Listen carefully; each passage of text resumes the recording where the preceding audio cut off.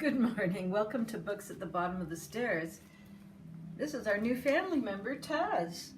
Taz comes to us from the SPCA. He's 13 years old.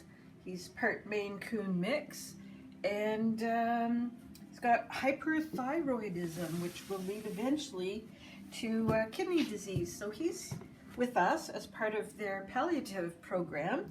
We don't know how long Taz will be with us, but he's a healthy boy right now. And I was thinking of getting something pretty and decorative for behind me, because it is kind of blank and boring back there. I didn't think it was going to be a child's gate. The reason we've got the gate across is Taz is friendly enough that he's not hiding or anything. But there's a second cat that's part of our family now, and her name is Missy. She's a calico, but she's very, very private, and will take quite some time to warm up to us. And I just don't want her getting under one of the beds or someplace where it's going to be, traumatic for her to get, to get pulled out of. I don't think I would pull her out of there, but I'm more worried about if there's emergency or something and we have to drag her out. But also, everything I've read about bringing in new animals to the family is that sort of reduce the space that they have access to, so that they'll gradually grow into the house. So we had this gate over at the dining room door and a different thing blocking the second dining room door, because the house is sort of a circle. And she was over it lickety-split. And so we realized it was kind of pointless, and we put the gate here because it's a bit of an awkward jump, and this will hopefully prevent them from going up, although she has been over it once. So I don't think we'll see her today. She is in a sunny spot, and as I say, she's not very sociable. So I've got some fun books to talk to you about today. The first one is Sharon Creech's book, The Unfinished Angel. Sharon Creech is the winner of the Newbery Medal for Walk Two Moons, which I am 100% sure that I have read, but at this point in time cannot recall.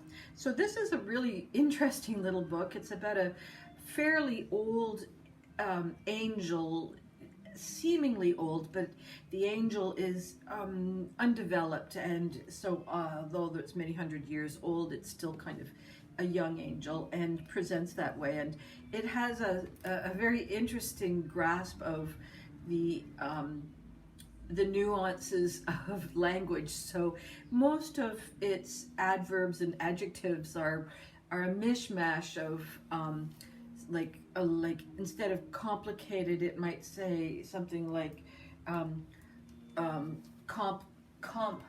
complicated or something like that. So we'll bring in a couple of different multisyllabic words and blend them together and get something that's equally expressive.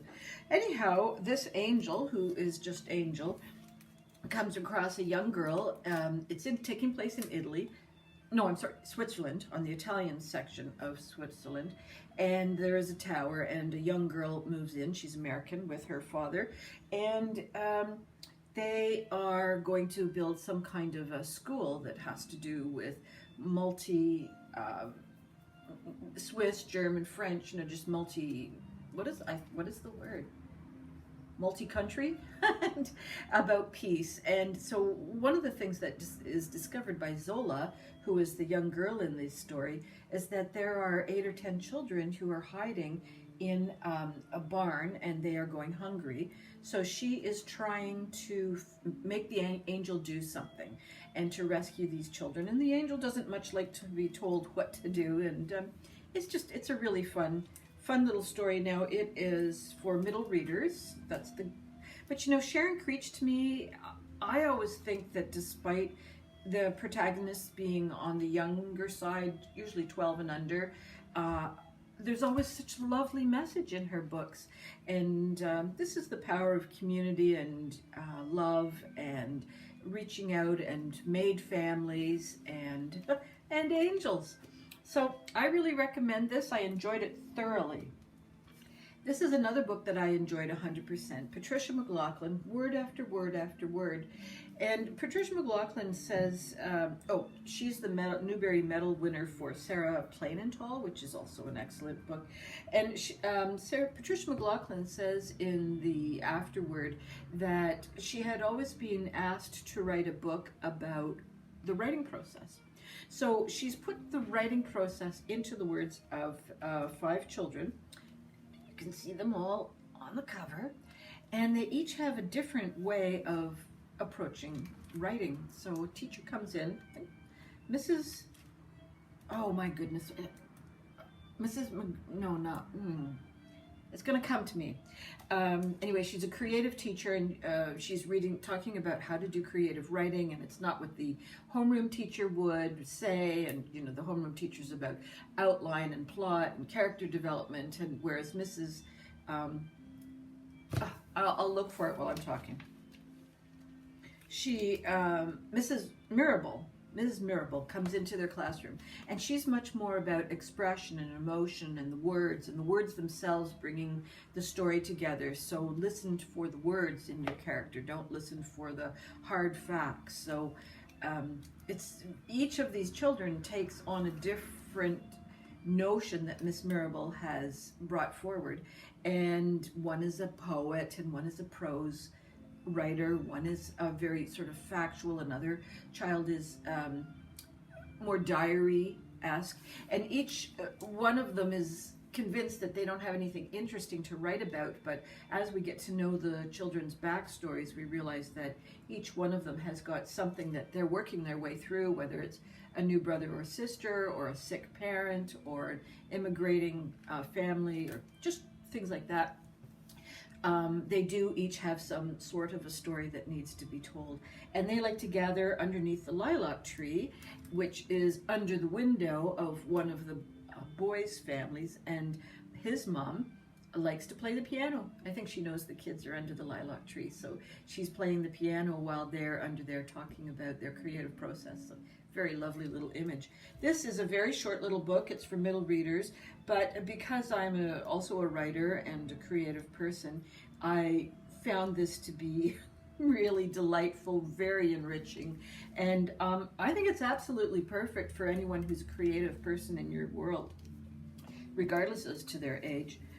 Okay, this one, I don't really know how I feel about it. It's the other Bennet sister, and it's about Mary Bennet. And in some of the movies, we see Mary Bennet. She's the middle sister of all the 5 Bennet sisters from Jane Austen. And in some movies, she's depicted as kind of just there. In others, she's a little more of a pain in the ass, sourpuss. And in the books, I don't even really remember her. I mean, I remember that the mom was always having something pointless and irritating to say to her.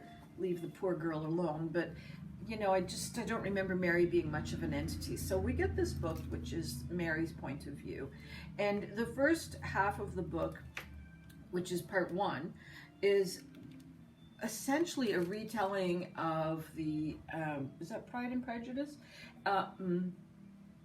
It's with Darcy and that whole gang.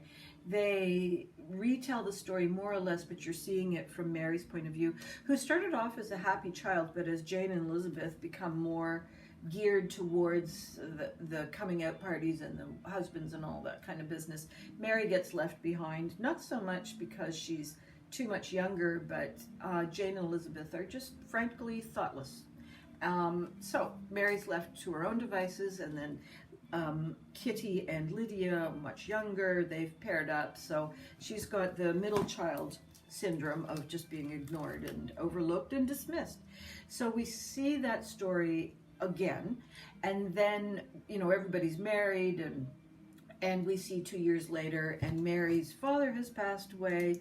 Of course, they've been left with next to nothing. They have to rely on the husbands of the other 4 sisters to do the providing, and so Mary and her mother travel along to the different households, not Lydia's, because she's not a good option with her elopement. Mrs. Bennet is beyond appalling. I mean, just what a vicious, vile creature she is. I mean, it was funny in some books, but or movies rather, especially Bride and Bollywood. Oh, no, is that right? That's wrong. Is a Bollywood movie of Bride and Prejudice, which the mother there I think is hilarious, but not in this book. Detest the mother. Okay, Mary's got to figure out what to do with her life, and the second half is her coming across a couple of young men who are potential options, but she's got to overcome this having been browbeaten and kicked in the corner, and she's worthless, and she doesn't even dress nicely because they've all been so, like Mary's just not even worth the price of a petticoat kind of detailing that she received as a young person, which is in the first half of the book. The second half of the book, I think, was basically an attempt at a romance novel, and I think what I didn't like about this book was the length. I just feel that the first half could have been summarized in a completely different way, and the back half could have been developed a lot differently. We've got two main male potential grooms, and that was interesting. I liked that part, but it just was excruciating long. And Caroline Bingley just keeps coming back into the picture, and what a cow. a lot of unnice women in this book. I didn't love it. I found myself skipping paragraphs and kind of reading the first and second sentences of paragraphs in order to just get through. So, yeah, I'm going to give it a 3 out of 5. It just wasn't top drawer. Anyhow, that's it for me. I hope you have a really, really good week. I'll be back next week with who knows what. And perhaps you'll see Missy. Take care. Bye-bye. Oh, yeah, don't forget. I hope all your reading dreams and adventures continue to come true. Bye-bye.